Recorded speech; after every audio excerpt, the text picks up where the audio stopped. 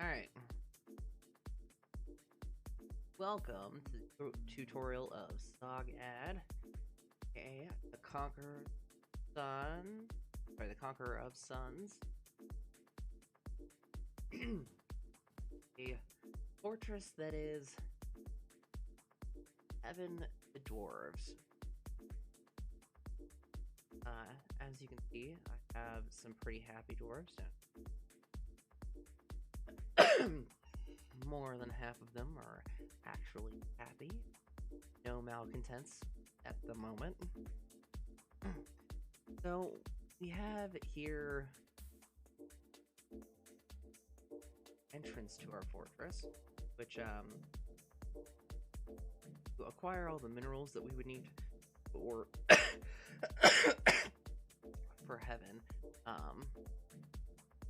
we had to strip mine a large portion of the map, or at least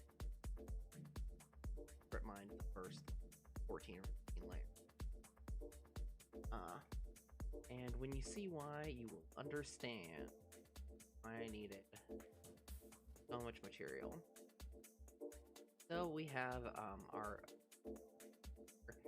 you can actually see that this was the initial ground level, but we stripped basically everything away around it. At the moment we are under siege by humans and their various pets. Dogs. But crowding each other at the edge of the map, and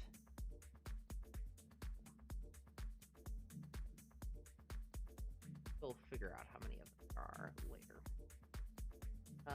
We've got our trade depot here. Out there. We don't need all that much stuff from there anyways. Row of cage traps. A bridge that actually isn't connected to anything. Another row of cage traps. The bridge that leads in. I like to call this little area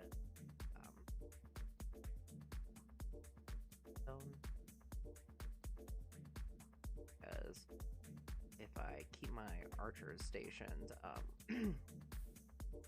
right here, they can hit basically 2 sets of cage. Closer stuff too, but we don't really have any walls. If we go up a level, you can see it's all pit. And over here we had a bunch of good storage, but most of the remaining storage is up top. Over here we've got some farming workshops and stuff, and along with an outdoor farm right here, and a handful of beehives. Make sure that our clothing production is indefinitely cared for. And on this map we have Ramie, rope reed, and cotton as our cloth plants. Now we're approaching the actual bottom of the strip mine pit, where we had like a whole bunch of crafts workshops. We'll process some of the stone for our very demanding nobles. Constantly wanted slabs, figurine, and bracelet. But we continue down. Oh, also, we did have a mine cart that runs from up here all the way to the bottom of the map, where the magma forges are. So we've moved all that metal. Oh, Huska, what it once was. All right, and down we go.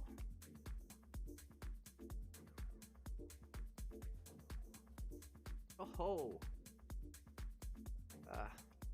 spoiler alert, we've got some specters of steam have decided to attempt to come up to visit. Yes, I did. I did breach the bottom.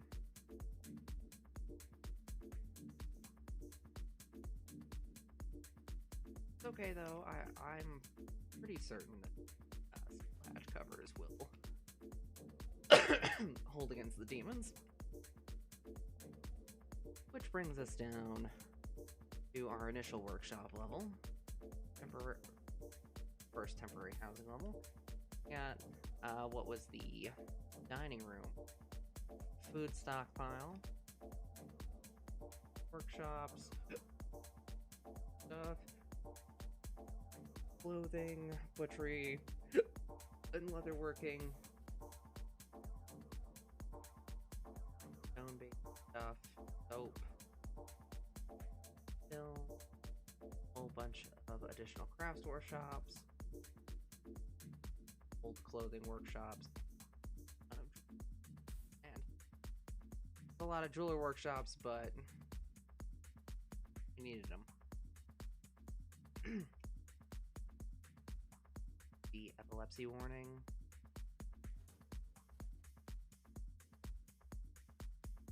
Our first temporary housing unit, which has been ripped.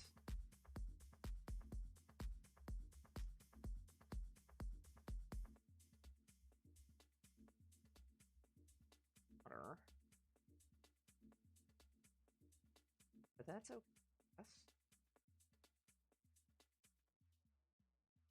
Get a little bit of underground farming down here. Not much though.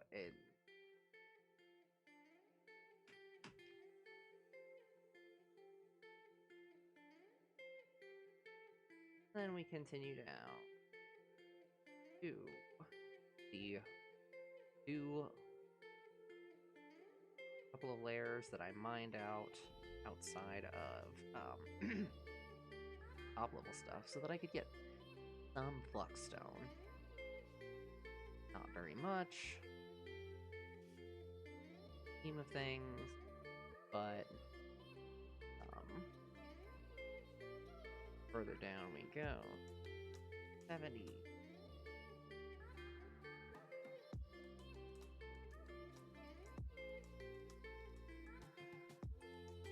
There's a cavern layer that I like never visit. Get anything with. Down a few. Now we have the bottom. So here was our temporary housing near the bottom of the map. Our giant food stockpile that we basically abandoned. From here, go northwest over to the magma pit, metalsmith operation, and it is a lot. You can see that we've got some white specter. 3 of them. What are the? They're composed of salt. They gigantic spiders, rolling trunk, poisonous bite. I don't know if salt spiders are easy to kill or hard to kill. I want to find out right now.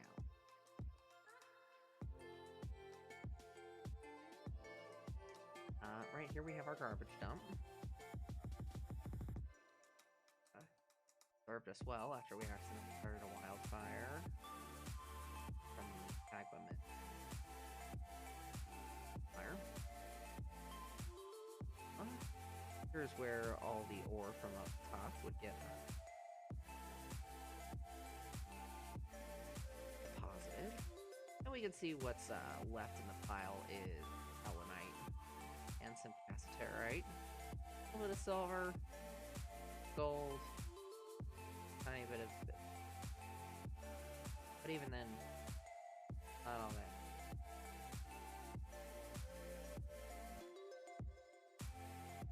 As for the breach location,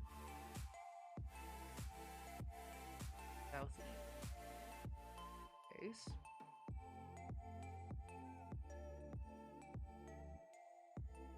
Yes. Right here, we cut into adamantine and didn't breach it. Cut it into it down. It.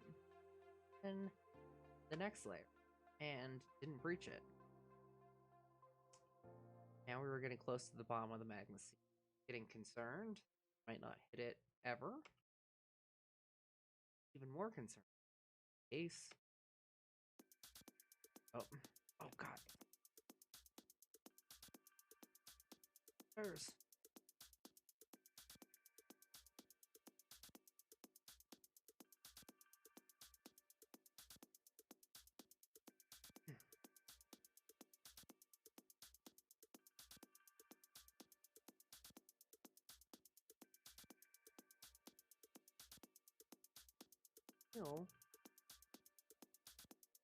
There.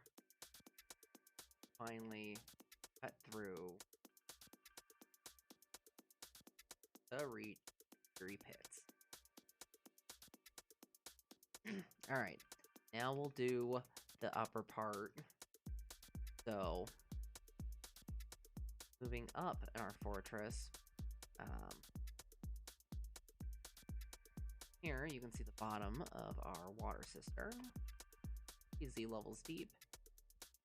And it was filled by Bucket Brigade.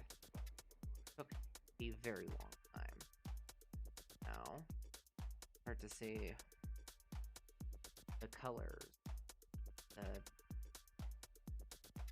majesty.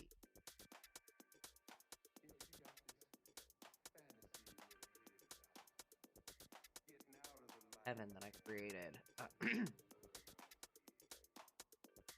So, I know, it's a lot of visual information to take in. So, here is the initial stairway. Along the main boulevards, we've got masterpiece quality statue. The idea here was that we used only metal for the constructions, which, long time, but is very expensive. And then used a ton of gemstones to create gemstone windows. There's all the flashing.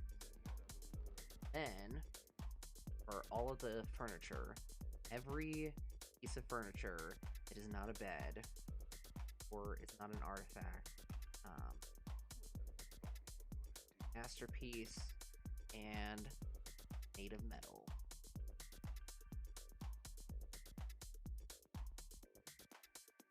Is most opulent, most over the top, absolutely ludicrous construction challenge that I've ever done.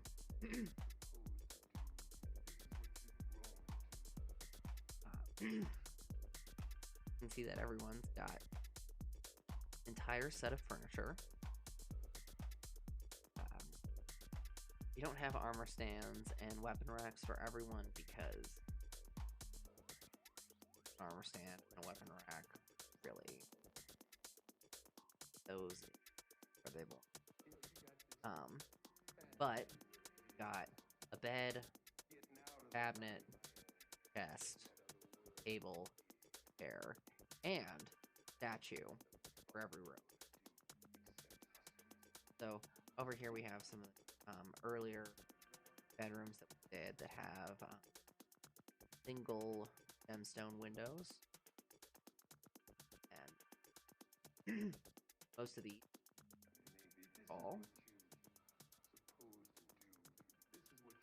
Over here We have the bedroom and guest room. So after the last Outpost liaison died, I don't think that there was ever a replacement.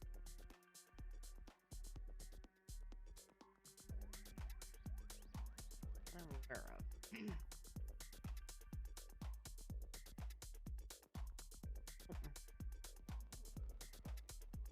So, bedroom was taken by one of the children, and the dining room remains. Oh, we've got a few stockpiles and essentials. Here we have some more housing. Biggest housing here. This was it, the only building that 3-story, 3rd story hang down below. And with all those windows, you can actually see out of them in adventure mode, theoretically. And those look down, ground. There's things happening below, something like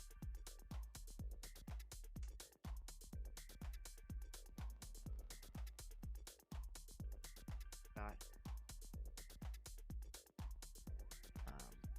And it's 2 stories tall.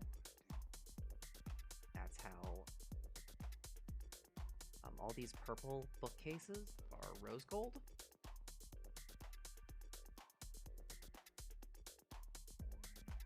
A lot of the other ones are platinum here. Our current book collection is pretty formidable at 911. And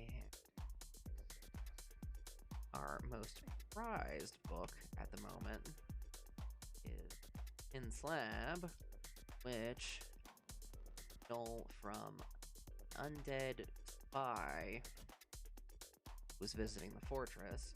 He threw into the magma the secrets of life and death. Of course, dwarves can't read slabs in fortress mode, so we have no necromancer on him. The moment is destined to die. But we have had a number of intellectual advancements that have occurred both in this world and at least some books written. I don't know how much of it.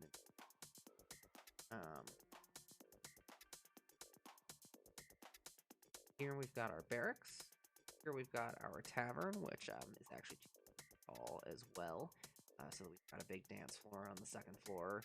Big enough. There's this circle dance that generated dances. It takes like 20 people, and it's a huge area, and it almost fills up this entire dance floor. Don't get to see it very often though, because I work them pretty hard. This particular fortress took 25-ish years.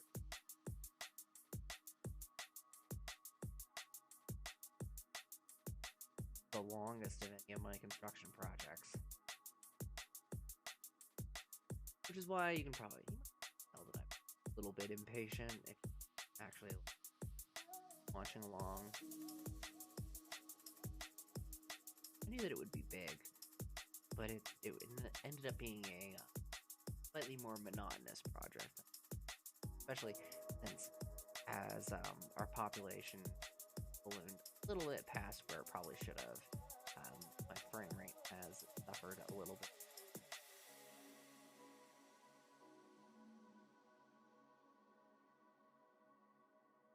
Words. Here we actually have our temples and our guild hall. I just overlapped all of them. Stuck overlapping zones, and that was, there's like 6 churches here and like 3.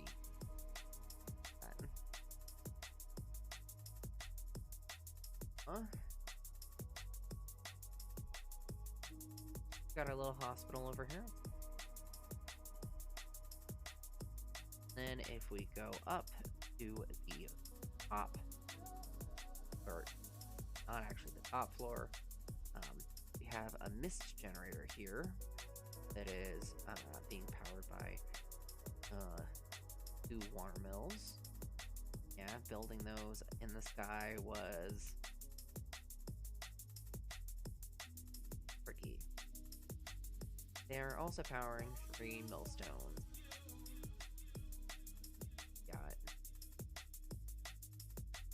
more time, hopefully socializing. Then we've got on top a roof, an umbrella that covers the entire map except for the edge.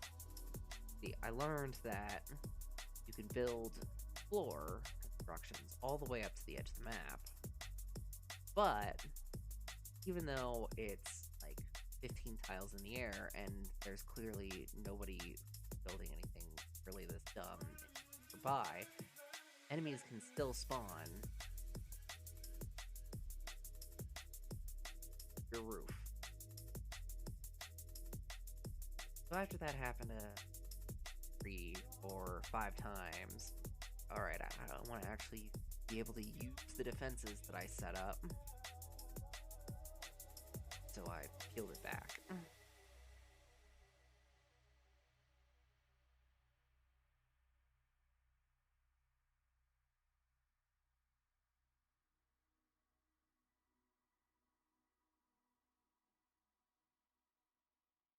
That's the tutorial of Sogad.